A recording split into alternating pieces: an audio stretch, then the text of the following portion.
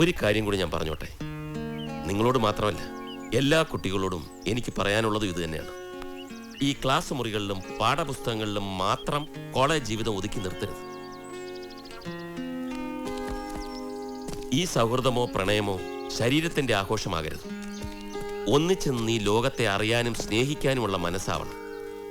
നിങ്ങൾ രണ്ടുപേരും അങ്ങനെയൊക്കെ ചിന്തിക്കുന്ന കുട്ടികളാണെന്ന് തോന്നി. അല്ലെങ്കിൽ ഒരു അധ്യാപകനായിട്ട് മാത്രമേ ഞാൻ നിങ്ങളോട് പെരുമാറുകയുള്ളായിരുന്നു. ഞങ്ങൾക്ക് മനസ്സിലായ പേട്ട. അപ്പോ നിങ്ങളുടെ കാര്യത്തിൽ എന്റെ റോൾ ഇവിടെ അവസാനിക്കുന്നു തൽക്കാലം. ഓക്കെ.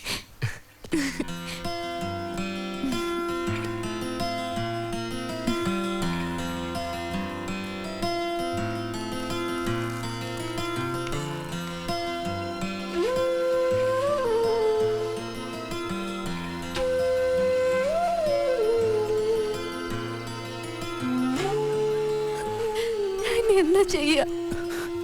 നമുക്ക് പിരിയാം.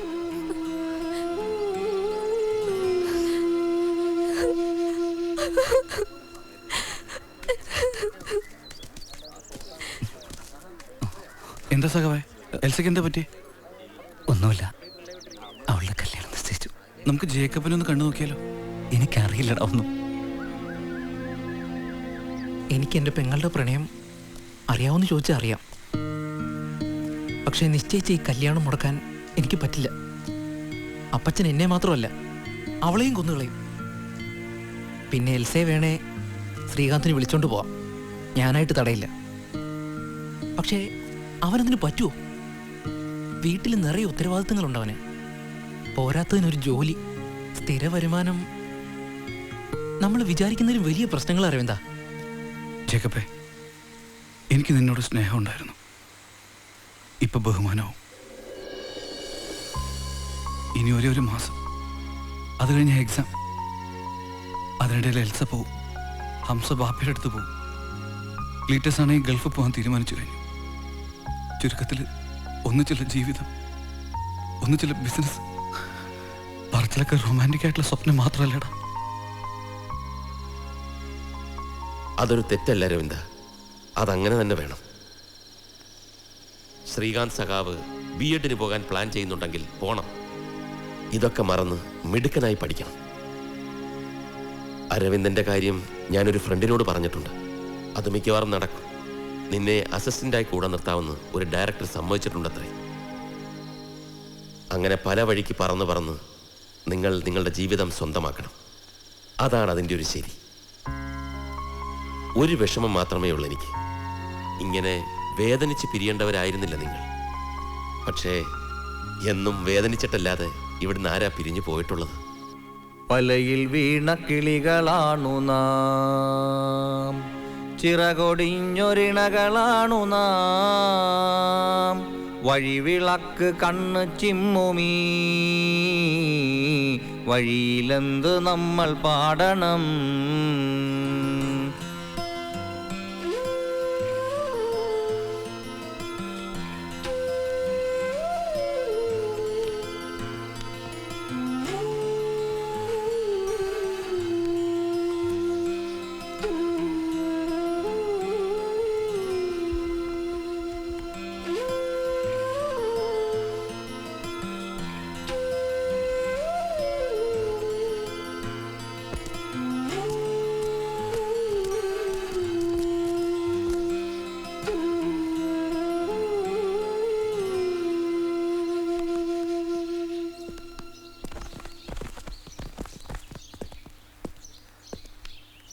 എന്താ എല്ലാവരും ഇങ്ങനെ? ഞങ്ങളിൽ പലരെയും അവരുടെ കയ്യിലെ പണം മുടക്കി പഠിപ്പിച്ചു, ഭക്ഷണം വാങ്ങി തന്നിട്ടുണ്ട്, സഹായിച്ചിട്ടുണ്ട്, എന്തിനു ജീവിതം പോലും തന്നിട്ടുണ്ട്. അതൊക്കെ ശരിയാ. പക്ഷെ ഞങ്ങൾ ഇവിടുന്ന് പോയാലും അപ്പേട്ടൻ ഞങ്ങൾക്കൊരു വേദനയാണ്. അപ്പേട്ടന് മാത്രം ഒരു ജീവിതമില്ല എന്നുള്ള വേദന. അതെന്തിനാ നിങ്ങൾ അങ്ങനെയൊക്കെ ചിന്തിക്കുന്നത്? അടുത്ത വർഷം പുതിയ കുട്ടികൾ വരും. അപ്പോ അവരാവും എൻ്റെ ജീവിതം. അങ്ങനെ ഒഴിഞ്ഞു മാറണ്ട. അപ്പേട്ടനൊരു ജീവിതം ഉണ്ടാവണം. അപ്പേട്ടൻ ഒന്ന് തുറന്നു പറയാൻ തയ്യാറായാൽ. ശ്രീരേഖ മിസ്സിനോട് പറഞ്ഞില്ലേ മിസ്സിന് ചുറ്റും കറങ്ങി നടന്ന ഒരു കുട്ടിയെ കുറിച്ച്? ആ കുട്ടി മറ്റാരുമല്ല, അപ്പേട്ടനാന്ന് ഞങ്ങൾക്കറിയാം. ഇനിയെങ്കിലും അത് അപ്പേട്ടൻ ടീച്ചറോട് തുറന്നു പറയണം. ഇപ്പോഴിഷ്ടം ആ കുട്ടിക്ക് ടീച്ചറെന്ന് മുഖത്ത് നോക്കി പറയണം. ടീച്ചർ സമ്മതിക്കും. അപ്പേട്ടനെ സ്നേഹിക്കാതിരിക്കാൻ ആർക്കും പറ്റില്ല. ഞങ്ങൾക്കത് അറിയാം. വേണ്ട, ആരും ഒന്നും സമ്മതിക്കണ്ട, സ്നേഹിക്കുകയും വേണ്ട. ഒരു ജന്മം മുഴുവൻ തൊട്ടടുത്തുണ്ടായിട്ടും അറിഞ്ഞിട്ടില്ല എന്നെ ഒരാളും. ഇനിയിപ്പോ ആരും അറിയണ്ട, ഒന്നും അറിയണ്ട. മാഷെ, എന്നും മാഷെ അനുസരിച്ചിട്ടുള്ളൂ ഞങ്ങളെല്ലാവരും. പക്ഷെ മാഷ് ഇക്കാര്യത്തിൽ ഇവരെ അനുസരിച്ചില്ലെങ്കിൽ നാളെയല്ല ഈ നിമിഷം ഇവരെല്ലാവരും പടിയിറങ്ങുമെന്ന് പറയുന്നത്. ഇനി ഒരിക്കലും ഒരു കോള് പോലും ഞങ്ങളാരും ചെയ്യില്ല. തീരുമാനിച്ചു കഴിഞ്ഞു അത്. അപ്പോ ഞങ്ങൾ വരട്ടെ അപ്പേട്ടാ. മാഷെ ദേ എന്ത് തോന്നിവാസമാണ് നിങ്ങൾ ഈ കാണിക്കുന്നത്? നിനക്കൊക്കെ എങ്ങനെ മനസ്സ് വരുന്നതാ എന്നോട് ഇത് ചെയ്യാൻ? എങ്കിലപ്പേട്ട ഒരു തവണയെങ്കിലും ഞങ്ങൾ പറഞ്ഞ അനുസരിക്കും.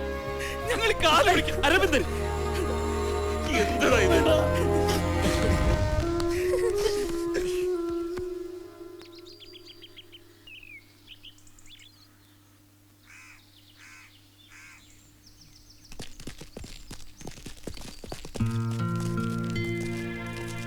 വീണയുടെ ആരാ ഇവിടെ നിന്ന് കാത്തിക്കാൻ പറഞ്ഞു?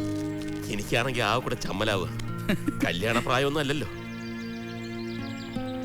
ശരി, നീ നിന്റെ ടീച്ചറെ വിളിക്ക്. ഞാൻ ഭയങ്കര നെർവസാ, ഇവനേക്കാൾ വലിയ നെർവസ്. എന്റെ ധൈര്യം ചോർന്നു പോകുന്നതിന് മുമ്പ് ഒന്ന് വിളിക്കെന്റെ വീണേ.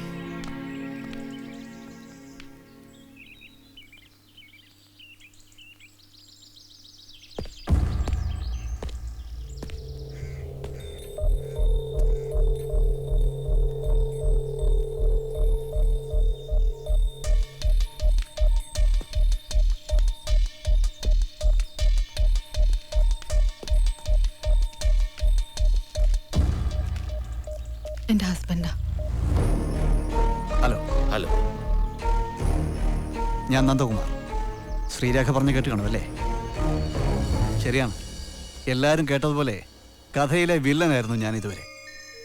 ശ്രീരേഖയുടെ അല്ല, എൻ്റെ ആറ്റിറ്റ്യൂഡായിരുന്നു പ്രോബ്ലം. ഞാനത് സമ്മതിച്ചു. പെട്ടെന്ന് ആർക്കും അക്സെപ്റ്റ് ചെയ്യാൻ പറ്റില്ലെന്ന് എനിക്കറിയാം.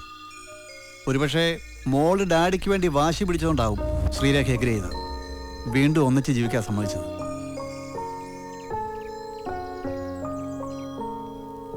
അപ്പേട്ടൻ എന്ന് വിളിക്കുന്ന കഥാപാത്രമല്ലേ? ശ്രീ പണ്ടേ പറയാറുണ്ട് കോളേജിലെ ഏറ്റവും നല്ല അധ്യാപകനാണെന്ന്.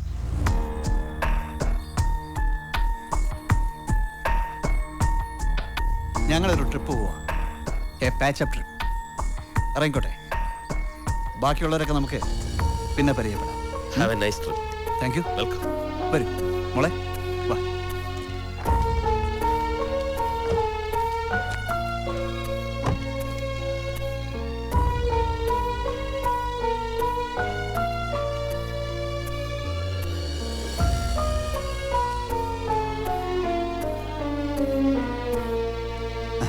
ബൈ. ബൈ.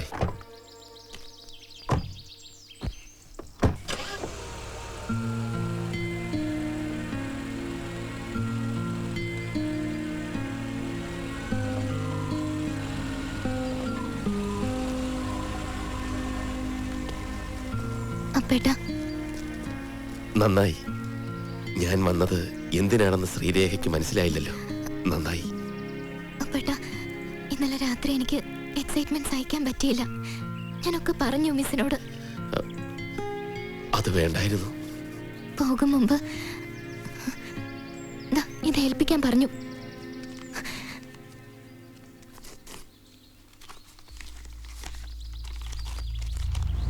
ഇന്നും ദേഷ്യവും ശകാരവും അതല്ലേ എന്നെക്കുറിച്ചുള്ള പരാതി. എന്തേ ഞാൻ അങ്ങനെയായതെന്ന് എപ്പോഴെങ്കിലും ചിന്തിച്ചിട്ടുണ്ടോ? എത്രയോ വർഷങ്ങളായി തൊട്ടരികിലുണ്ടായിരുന്നിട്ടും എന്നെ സ്നേഹിച്ചില്ലല്ലോ ഇയാൾ എന്ന പരിഭവം, പിണക്കം. സ്നേഹിച്ചിരുന്നു ഇയാളെ, എന്നെ സ്നേഹിച്ചതിൻ്റെ ഇരട്ടി. വൈകിപ്പോയില്ലേ രണ്ടാളും? ഒന്നുമില്ലടാ. ഞാൻ പെട്ടെന്ന് ഹോസ്റ്റലിലേക്ക് പോവാ. ഈ പുതിയ കുട്ടികൾ വരുമ്പം ഹോസ്റ്റലിലേക്ക് ഒന്ന് ഒരുക്കിയിട്ടുണ്ടേ, വൃത്തിയാക്കണം. അല്ലെങ്കിൽ ഈ പുതിയ കുട്ടികളെന്ത് വിചാരിക്കും? പോട്ടെടാ, പോട്ടെ. It's all right.